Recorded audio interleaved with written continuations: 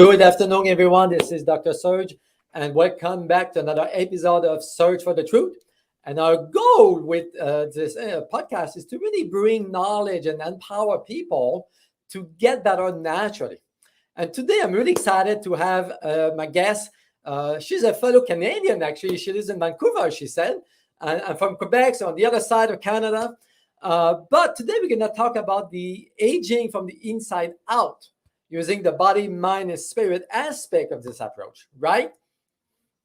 Yeah, this is my jam. This is what deep beauty and radiance is all about, and I love seeing this in men.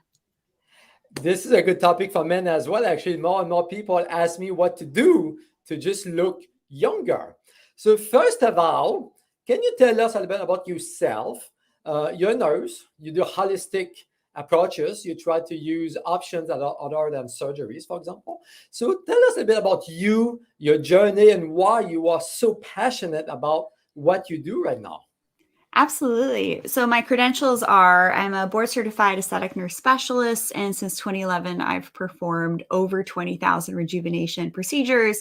I'm an international speaker, trainer. I write academic papers. This is my last journal entry on jawline aging. I'm a 3-time award-winning academic published author in both the US for Plastic Surgical Nursing Journal and Journal of Aesthetic Nursing in the UK. So internationally, I get around a little bit in the international space, which is great. And honestly, the Europeans are a little bit ahead of the game than us in North America in regards to cleanliness and strictness with ingredients.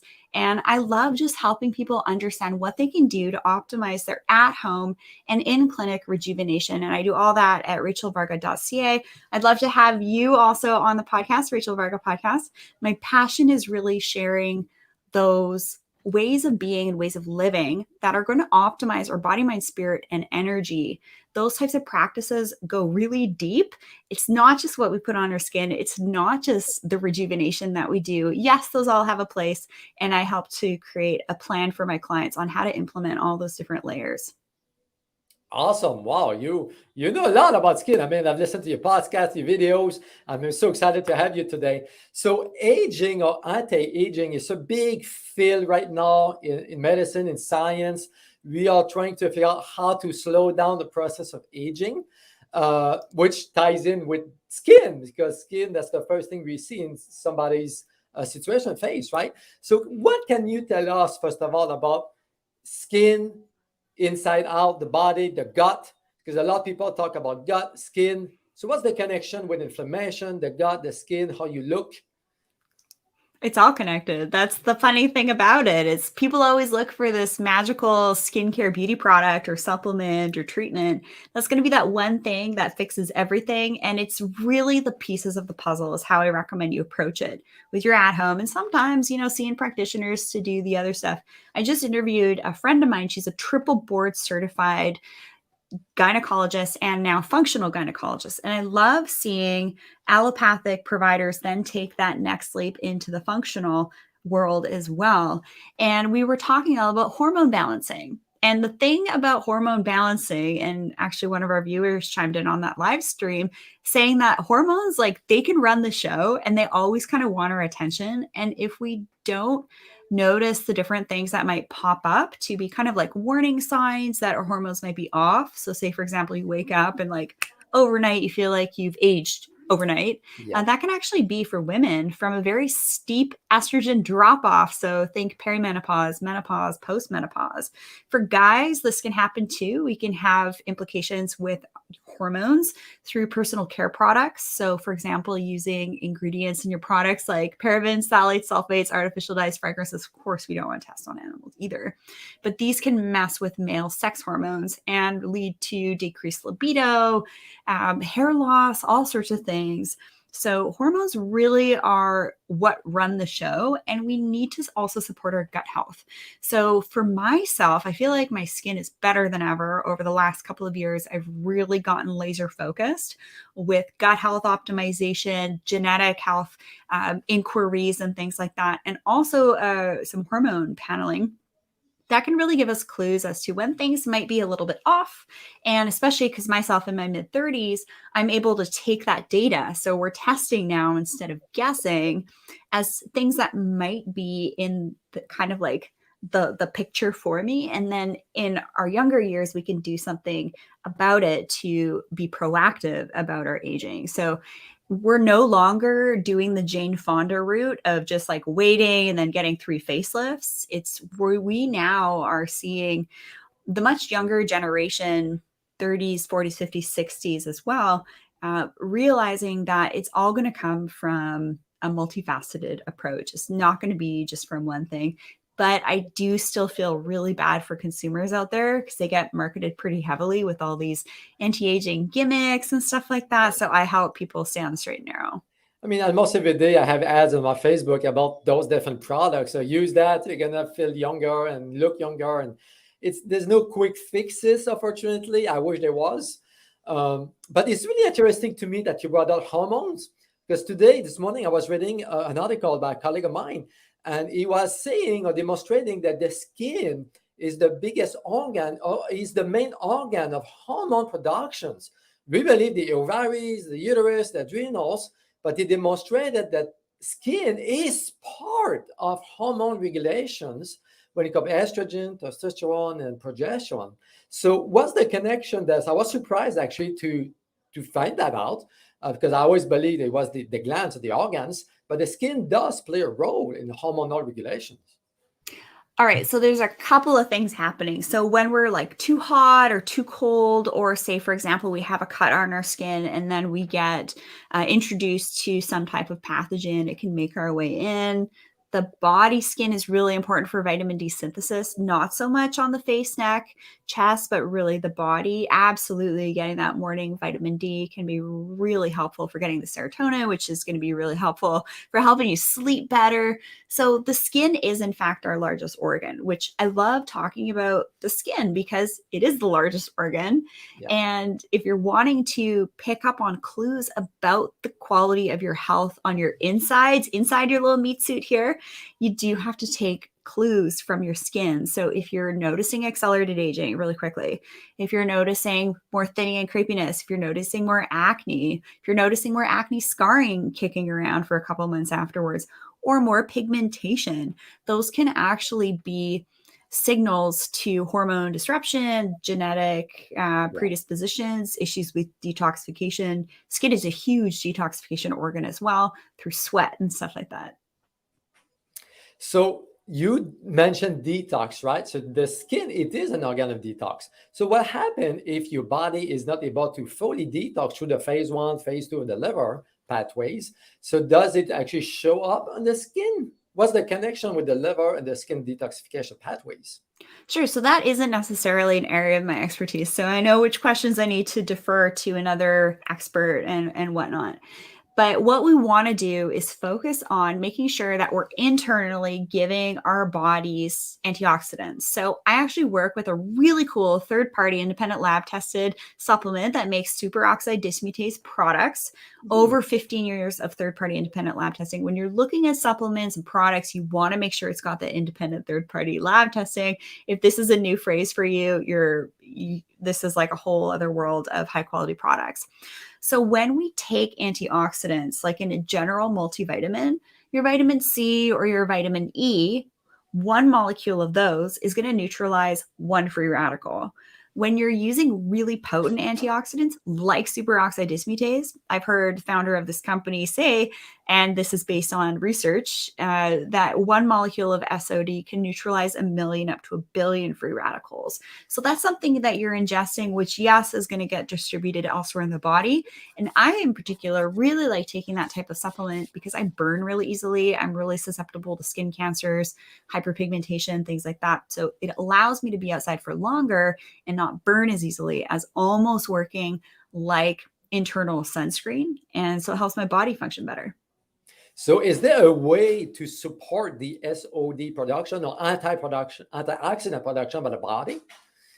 I'm not familiar with ways to support production, but I am familiar with the topics of supplementing SOD and also making sure that you're eating foods based on tests that hopefully you've been able to perform. And if you have questions about which food tests are great, they're usually a stool sample type of test. We Yes. want to limit our introduction into our bodies of inflammatory foods. And what's funny is a lot of times these inflammatory foods have been touted as healthy natural foods that are grown in the ground or on trees and things like that. But when they enter the body and with your specific gut microbiome and your epigenetics, it might actually create more inflammation. So we can actually get super sophisticated with reducing inflammation and oxidative stress with our food choices, our supplement choices as well. And also how our mind, energy, spiritual practices are also playing into how our body's working also through stresses and stuff like that. Man, you have a good point here because a lot of people focus on the body, the physical aspect, the diet, and so on. But the mind, the spirit, the spiritual aspect, exactly, Mind it's and all heart, yeah, connected, right? 100%. So can you tell us a little bit about the stress component of this this aspect, I guess, how stress can actually impact our skin? Because sometimes I see people are stressed out and it does show on the skin. All right, I'm going to do a little exercise. So sometimes when I go on podcasts and we talk about stress, we're like, oh, it's like that high beta state. You got to take it a couple down. You got to take it down a couple notches. Yes, we want to be high vibe individuals to look and feel our best. But when it comes to the way that we're talking and the way that we're sharing information, the way that we're living, drop it down a little bit into those other types of brainwave states. And right away, you're going to be reducing. You'll probably notice what I did to my voice a little bit there. Slowed it down, and I wasn't in that like ADD OCD state, right? Got to get this information out right now. We can take little steps in our life to create the life that we want. And so this is very different, a different way of approaching it than say, oh, what are the things that stress us out? Well, why don't we focus on the things that don't stress us out, right? So getting outside in nature, moving your body, drinking filtered water, bonus points if you know how to structure your water, which I love talking about. Yes. Playing musical instruments. I've played guitar since I was 10. So I play on my Gibson Les Paul electric and also on my acoustic. And that really helps to just calm my mind. Really good for neuroplasticity, really good for hormonal regulation to get you out of that high beta state and get you into that creative flow, which if you're an entrepreneur or working professional, you're going to function a lot better when you just take little music breaks. That's something I do. I read books I like to enjoy. I eat good food. I see my friends and family, all of these things. Having community are really important as well. Like really bolster up your community right now for support, especially, during this crazy, crazy times, right? We're all about uncovering the facts. Well, you do want to surround yourself with people that are on kind of that same wavelength. And really this is a very deep topic I'm going to get into, which probably weren't expecting me to, but we are at a bifurcation point. You can either choose to go down this lower vibe, high vibe state, full of disease and accelerated aging, or you can intentionally make the choice to go up this other route, which is more of like that high vibe type of living that is going to be full of more of the positive. So when we're thinking about this bifurcation point, we live in a world of duality. Okay. This isn't like the exact analogy, but for every bad thing that happens that you see on the news that might make you stressed out, just remember that there's also the positive opposite to that. So it really just depends on what type of timeline you're choosing to be on. That is probably one of the best ways that I can help people kind of conceptualize, how do I get out of that like 3D low vibe state into more of this other way of being that is going to be more conducive to hormone balancing and reducing stress levels and all of that. Man, I think you just explained in a few minutes why people that I have witnessed have been getting worse and sick since 2020. They are stressed out and they have they have issues. I mean, people that were healthy and they were burned out, stressed out, and they started having those different conditions. So thank you for your explanation. That was really Really cool, actually. I wouldn't mind expanding on that for just a second. Go So ahead. Yes. I've been in like 2 pretty rough car accidents within a really short span of a year and a half. I Wow. had really good health leading up to that. I was working out with a personal trainer. My hubby's a 6-time pro world champion kickboxer. I Oh, got a pro athlete in my corner, no pun intended. And because of my health, I was able to navigate that bump a little bit better than most women would have. But then I got bumped again. But right before that bump, I had bolstered up my brain health. I had really looked at reducing my inflammation with my body and my food, body, mind, spirit, energy optimization. I was walking the walk. So then when ish hit the shan, which it's going to in your life, you can be more resilient. And then when you see how much better you're able to overcome that, it will actually just help you feel like your most badass self. But here's the kicker. A lot of people are cruising through life and they have what's called like this toxic bucket. So with this toxic bucket, say they got bad air quality in their home, they got mold, they got VOCs, all sorts of things. They're eating toxic food with not a lot of nutrients in it. They're using toxic self-care products. They're around toxic people. yeah. What happens, that is going to tip over. And then that's when you're going to see disease and things like that. This isn't health advice. This isn't medical information. This is informational purposes only. If you think you have a medical condition, seek the guidance of a licensed physician. But that toxic bucket analogy is so key, which is also why I'm so forthcoming and passionate about sharing more cleaner ways of aging and getting rejuvenation than just going straight into in-clinic injectables and surgery, because not everybody is, detoxed enough to actually be able to tolerate that stuff. Wow. Thank you for expanding on that. I think it makes more sense the way you explained it, but it's easy to get it. I would like for you to expand a bit on what happened to me years and years ago. I witnessed this patient. She came to me. She looked like she was 70 years old, really bad shape, but she was actually in her 40s. So we ran different tests and we found out she was highly allergic to gluten. So she got on gluten. She came back a few weeks later and she looked like she was 30 years old. So what's the impact of what you eat on your skin? Because one of the things that I hear a lot, and most all the time, is dermatologist says that diet has nothing to do with eczema or rashes or the way you look. Can you explain to us a little bit the connection there? Yeah, to be honest, it's more of a disconnect. So Yeah. the rock star healers that I know of are like the doctors and nurses that have gone from their Western allopathic system that have then added the functional system along to it. Those are going to be the rock star healers that I'd love for you guys to support, especially right now. They've done like double the schooling Yeah. as a traditional Western provider, and they can do so many more advanced things. So with the patient that you described, she was pretty well always in an inflammatory state. Okay. So she wasn't having optimal collagen and elastin in her skin because her body wasn't able to regenerate and rejuvenate itself while she was sleeping. It was just so busy trying to detoxify itself. And yes, in pretty short order, once you just clean up your act a little bit, body, mind, spirit, energy with the foods you're eating, get a little bit more specific, you can notice and use the right products topically. Of course, that's super important. That's where I come in. This is where we can actually start to see changes in oftentimes as little as 1 to 2 months, which is really positive. So say you've made some pretty lame life choices, you've drank a lot of alcohol, you've done drugs, you've been around toxic people, toxic work environments, your home is probably like a toxic soup.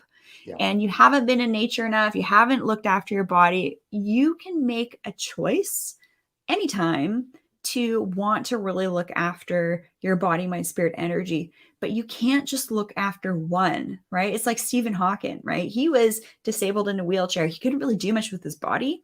Yeah. So what do I think he did? I think he really bolstered up his mind, spirit, and energy practices in order to address that. And that's actually Le Chatelier's principle. So in my ebook, I actually talk about this, where it's like body, mind, spirit, energy equals whole human.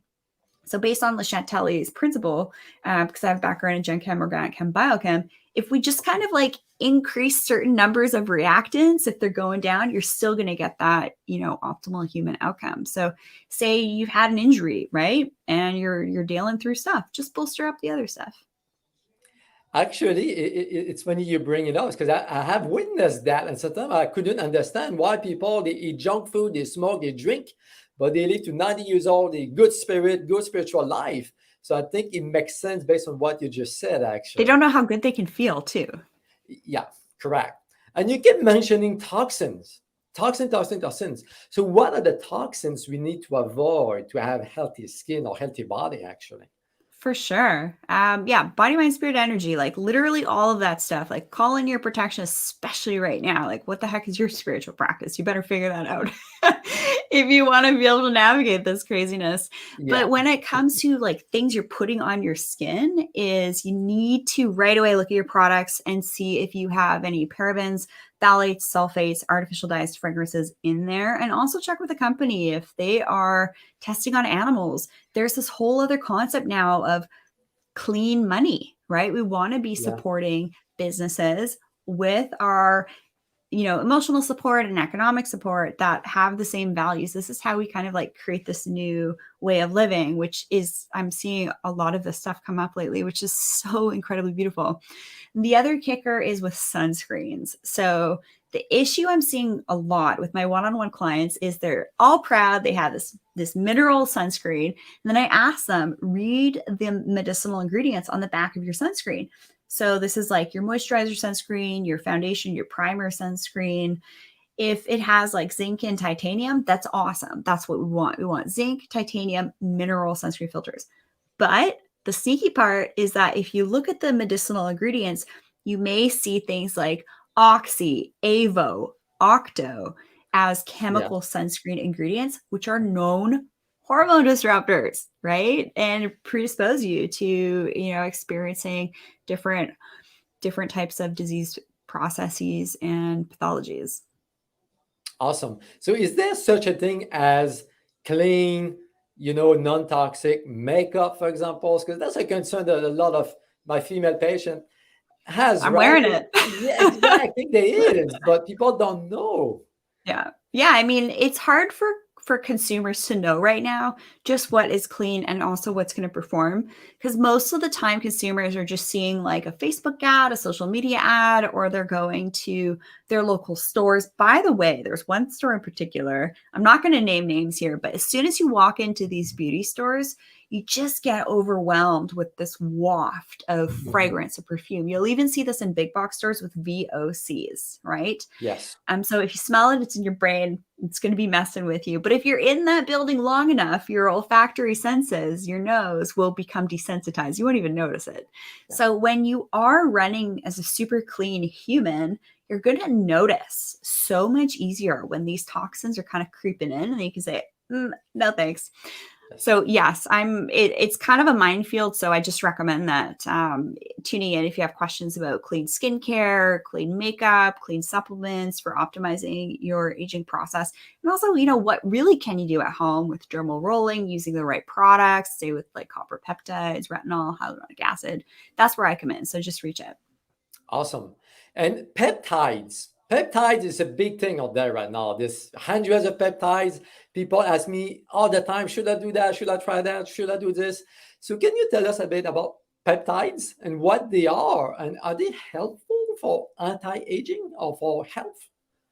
Yeah. So peptides has been in medical grade skincare for a very long time. So I've been doing this work since 2011, and I learned about peptides and skincare basically day one, like squalene, for example, matrixyl 3000, argireline. These are really common peptides, copper peptide. So copper peptide is kind of like a known, almost like antioxidant. It really helps with your skin aging process and also with things like pigmentation. So like sunspots and age spots and things like that. So peptides are responsible for being basically like cell signalers. How can we give our body some of the cofactors that it needs to behave optimally? So the kicker here is a lot of times you'll find products, whether it's supplements or skincare, they'll have the ingredients on the ingredient list saying it's got, hyaluronic acid, copper peptide, retinol, argireline, and all sorts of different ingredients, actives, and peptides. But what matters is the final formulation. And if that final formulation, all those ingredients are working in a way that's going to deliver a safe and effective product. So just because you see the ingredients on an ingredient list doesn't actually mean that that final formulation is doing what it's going to hope you're going to do. So that's again where I come in, where I've used, I work with about 13 medical grade lines from Canada, US, UK, Europe definitely has the highest regulations with ingredients.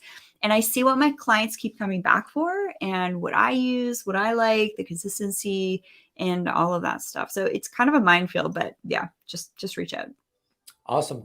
So one of the things that I've seen a lot lately, at least in Houston where I live, is companies, definitely health companies send me samples of skincare product that has probiotics in it. So skin probiotic or skin microbiome seems to be a big thing right now. Are those products beneficial to us? All right, so let's talk about CBD for a second, because a number of years ago, what was this, like 5 to 10 years ago, CBD was exploding. Yeah. You know, you can invest in it, all sorts of things. I think there's like 13 different pathways of CBD and THC actually impacting the body, and a couple of those impact the skin. And I learned this through one of my colleagues. She's actually the first ever urogynecologist, board certified urogynecologist female in the US. Her name's Dr. Betsy Greenleaf. What a cute name of all things. And she actually used a lot of things like that actually for pain relief in her gynecology clients. So when I was chatting with her, it's like, yeah, these skin pathways are still pretty new. They're not really well understood. So what I've noticed, which is going to be a great kind of correlation to the whole probiotic stuff in skincare, is that you're seeing a lot of these like gimmicky CBD skin products coming out. And Yeah. I haven't seen it in medical grade. Same with the probiotic kind of deal with the skin. And what always needs to happen is like that first, second, third iteration of a formula, product, device, treatment. That's when you're really going to get the rock star effects and protocols with it. So that would be my advice. It's like, don't jump on the shiny bandwagon. To this day, I don't actually use skincare that contains that, because I haven't seen the efficacy that I want to see. One of my girlfriends, Dr. Erica Gray, she has her PharmD in pharmacology. She's a pharmacist. And she's like, yeah, you know, before I used to use this pre-probiotic stuff that she'd get through the pharmacy that would get shipped to her. And then she used some of my stuff that I recommended. She's like, wow, it's like a whole different ballgame. We just want to cover a couple of basics with the skin. Cleanse morning and night, moisturize morning and night, sunscreen every single day, exfoliate 2 to 5 times a week, the right sunscreen, though, and the right scrub, the right cleanser, the right moisturizer to really kind of just like stabilize your skin. But yeah, the pre-probiotics for the gut, I mean, that's very well researched, and there's some super precise precision supplements out there for that stuff. Thank you for the clarifications, because that's something that I see every day, every week. People ask, like you said, they're so gimmicky, We have a question here that listener wants to know, what's the best diet when it comes to a healthy skin? It's actually kind of a question I get all the time, but it's actually kind of a bad question because the answer, you're really not going to like me for this answer, because there really is no one special diet, because all of us have different genetic makeups. We all have different epigenetics. We can have like really similar DNA, but depending on how we're living our lives and the different toxins we might be exposed to, the different, levels of hormones we have, our epigenetics are going to play into that. So my advice for optimal skin nutrition is actually going to go to testing instead of guessing. So I definitely have some resources for that. Obviously, I love sharing resources. I'm a nurse. That's what I'm trained to do. Community advocate, resources, all that sweet jazz.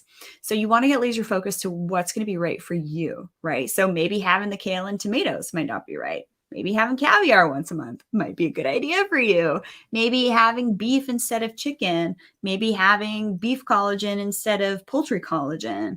It really just depends.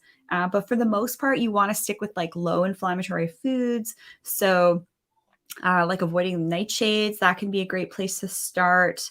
Eating like real food, Yeah. not prepackaged food. So going like super basic, make sure that you're avoiding different oils, like for example, processed canola oil, soybean oil, corn oil. Get yourself like some organic safflower oil. I do a lot with linoleic acid oils in an organic form to boost my brain health and performance. And guess what? The cardiac diet, the brain diet, the gut health diet is also going to be the skin diet. You're sure right. There's no one specific diet for everybody. It's really No. individualized.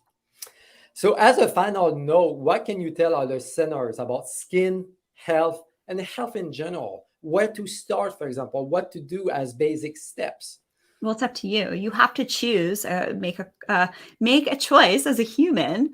Okay, I want better skin. I want better hair. I want to be healthier. I want to be more vibrant. I want to be more radiant. You have to be in that mindset. So when it's really funny how it actually comes down to mindset, law of attraction, even for beauty and radiance.